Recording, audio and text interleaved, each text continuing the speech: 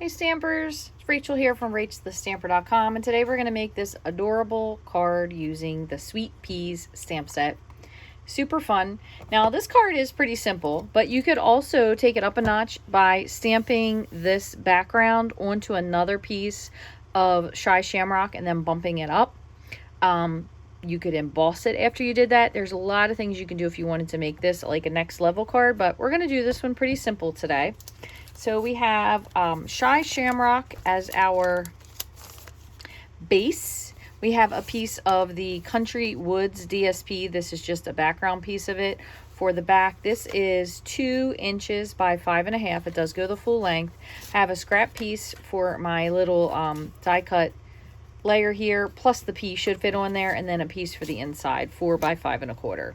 So we're going to begin by doing some stamping.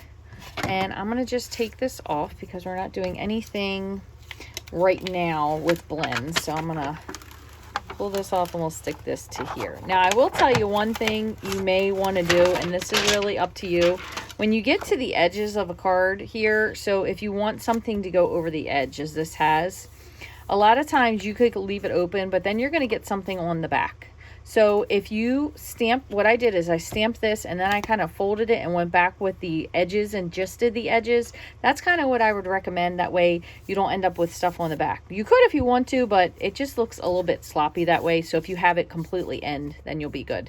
Also, I forgot to show you, I just did the little stamping on the inside.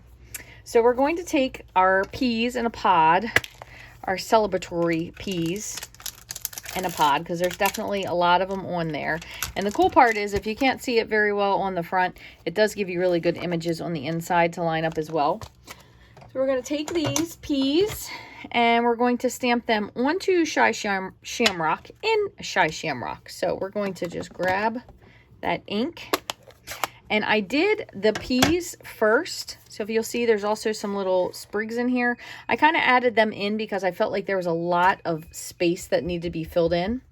So I'm going to just do my best to stay in the screen. I didn't want too many of them where they were really taking over the card, but I wanted enough that it did really fill in and convey that it was a birthday card. So I'm going to leave this here for now. Now I'm going to grab, I used this smaller sprig here, and then I kind of just filled in where there was a lot of space. And you can turn these anyway, so they don't really need to be a particular direction. And I'm going to try to be careful not to go past the mark here. I'll show you what I mean later when I flip it and fill it in. So it doesn't have to be a lot. It doesn't even have to be the full image. It could just be just a teeny bit. Something. So I'm going to pick this up and I'm going to fold this over, and I'm trying to be mindful. I know the ink is over here, so I'm just going to flip it the opposite direction, and I'm just going to come in with some sprigs on the side. Doesn't have to be the same of anything. You just want something there to fill in the space. So that's what it looks like when it's finished. So you can see it's pretty close to what I did. And I'm also going to take this piece now, and I just want to wipe this off. So I'm going to just spray my microfiber cloth and just give this a quick clean. And I kind of also did the same with this piece here. Now I did stamp the happy birthday first, and I want to show you what I use. These are the Nested Essentials dies. And so I use this smaller one, and I kind of wanted it to be on an angle. So 2 things. First of all, I need my little birthday pea to be stamped, so I know I'm going to cut him out. So I'm going to stamp him and let him dry. You can either use the Memento, or this is Gina K Amalgam ink. So I'm just going to put that and let him dry. He's just sitting down there waiting. And then in the meantime, I have just those same little things and the happy birthday. So I'm going to stamp the happy birthday first. And just looking at this again, I kind of wanted it a little bit askew. So this is actually backwards of how I would have done it. Let me turn this a little bit. So if I'm kind of going with the same thing, put this on there first. And then I just picked this guy up again. And I didn't necessarily fill it or do it in full strength ink. I did it stamped off, so I'm just going to stamp off. You could also do this onto this stamp down here, but I was trying to keep them so they all were facing the same direction here. And then if you need to, you can always fill in after the fact, because this is going to be cut out, so it's not going to matter. All right, that should be good. And this, you do have to fussy cut. I'm sorry, there's no die for that. So I'm going to put this on the side for a minute, and before we die cut this, I'm going to just show you what we would do if we were coloring. So I'm just going to put this right on top. And what I did is I used the light and the dark, and I'm always telling you start with the dark, so we're going to start with the dark. I kind of went to the bottom where the P would be potentially sitting on the ground. So I just add a little bit there. I add a little bit more at his eyebrow area and just where the hat would hit on his head. Again, it doesn't have to be perfect because you can fussy cut this. You can always cut the edge off if you go over a little bit, but we're going to use the light on the inside.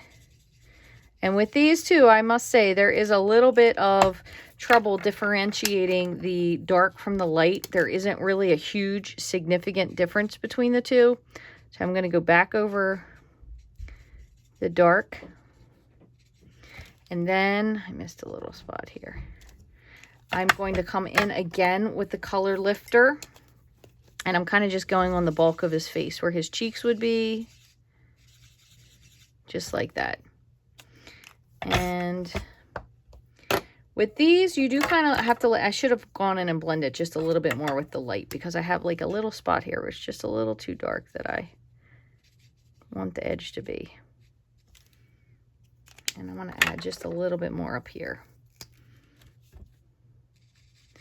And, you know, I'm not worried about the face of a P. Okay, so then the other thing I did is I took my Stampin' Right markers. This is Peach Pie and Pretty in Pink. And I used the bullet tip. These are new. They are different from the style that they used to be. I'm just going to grab one in case you haven't seen these before. This one was more of a writing pen that, in my opinion, never really wrote. These are more of a thin marker. I think they are so much better. I love them. Maybe you may or may not. So I guess it's just, you know, up to personal opinion. So I'm just going to do every other. Okay, that was Pretty in Pink. And then Peach Pie. Same thing, just using that mini bullet tip. I think it's so much better, personally. Okay, so I colored those in, so this just needs to be fussy cut. Now, as they say, through the magic of television, I do have one of these already cut, but I do need to cut this out. So we're going to just decide where we want it to be. And what I kind of did is I eyeballed where this guy would be compared to how I cut this. So I'm going to cut it like that. Just however you want it. But I'm just going to run this through my Big Shot.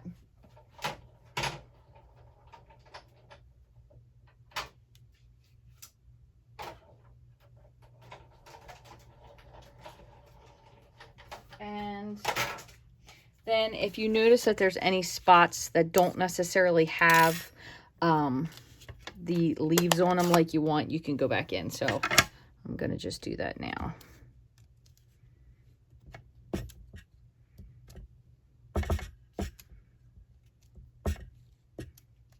That's pretty good. We're going to call it a day. All right. Just move these onto the side. We'll save that for another time. And we're going to pop him up with a dimensional. So I just want to put this back on so nothing gets stuck here that we don't want stuck there. And we will assemble our card. So I'm going to just grab my bone folder, just reinforce the fold.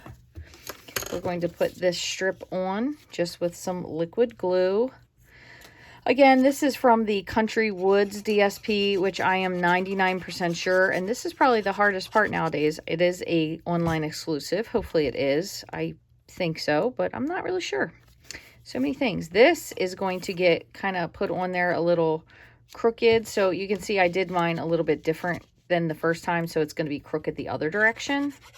And we're still going to just pop him up with a dimensional. But one other thing I forgot, because I did cut him out ahead of time. like that, is I also put a teeny bit of Wink of Stella. I just ordered more of these because I have no Wink of Stella that is full. They're all running on empty, as Jackson Brown would say. Okay, so a little bit of Wink of Stella, and let's see if I can find some sort of a dimensional in here. No, where? Here they are. My dimensionals. I'm going to just put a big one. You can see I did a little recycling there. It was something that I probably took apart from before, and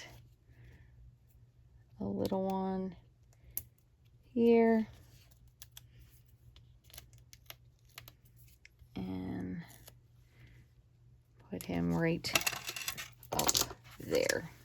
So there you go. Again, these are the Nested Essentials dies. They have a lot of use for them. I mean, I did this one a while back. This just happened to be sitting on my desk that we did. We put this on top of a belly band card, so you could use these to like lay on top of a belly band. Obviously, the pennants speak for themselves. Everybody loves those, but sometimes these, I've seen these used as just a half piece, horizontally or vertically. They're both really cute that way. Oh, and the one thing I forgot was to stamp my P's on the inside. I can't skip that. Let me just grab my little Celebration P one more time. He's over here still. Now for these, I did ink them full strength every single time. So I just kind of spaced them best I thought. You could take your blender pen to fill in a little bit of color on this if you wanted to. But I thought this was a cute idea that honestly is really super simple. Just put some glue on the back of this and pop it in. If you have any questions about anything that we did today, or any of the products, or anything Stampin' Up related or craft related or otherwise, feel free to drop me a comment here on YouTube. I do read each and every one. If you would like to get any of the supplies used to make these cards today, you can shop in my online store. All the links are below the video description. I do have all of the products that I used today linked as well, and there is a link to the blog post which will give you the measurements and the names of the paper for all of these products. I want to thank you so much for watching today. If you haven't already, please like, subscribe, follow, and share it with a friend. Thank you so much for watching. Have a great day.